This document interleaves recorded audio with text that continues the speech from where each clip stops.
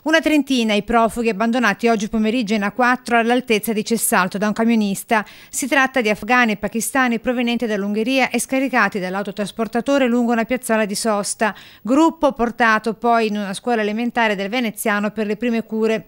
Arrivi che si aggiungerebbero a quelli annunciati oggi dal governatore Luca Zaia a Roma in audizione al Comitato parlamentare di controllo Schengen in materia di immigrazione. Che fra l'altro è una notizia che io vorrei anche che, vista l'autorevolezza di questa commissione, si possa verificare. Il prefetto mi dice che c'è un arrivo di 100 immigrati dal Friuli Venezia Giulia, e vorrei capire perché arrivano dal Friuli Venezia Giulia. Se magari poi ci spiegate, perché vorrei anche ricordare che noi siamo assolutamente rispettosi dell'attività della prefettura, anche se non la condividiamo assolutamente. Prefettura di Treviso attaccata anche dal mondo dell'associazionismo e dal sindacato che da tempo, ma senza esito, chiederebbe la convocazione del tavolo della consulta dell'immigrazione per trovare una soluzione alla questione accoglienza. Ma ad oggi con questa prefettura non è mai stato convocato il tavolo, la consulta per l'immigrazione. Sindaci, forze dell'ordine, associazioni di migranti, chi opera con l'immigrazione e tutto il resto è l'unico punto in cui si trovano e si confrontano.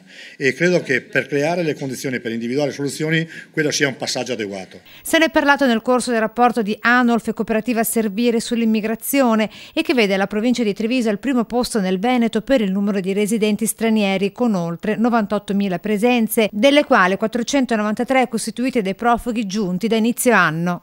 Io sono per un'accoglienza diffusa che, se viene gestita in maniera strutturata e in rete, dà risultati migliori che le grandi concentrazioni, ma non tocca a me dare queste risposte.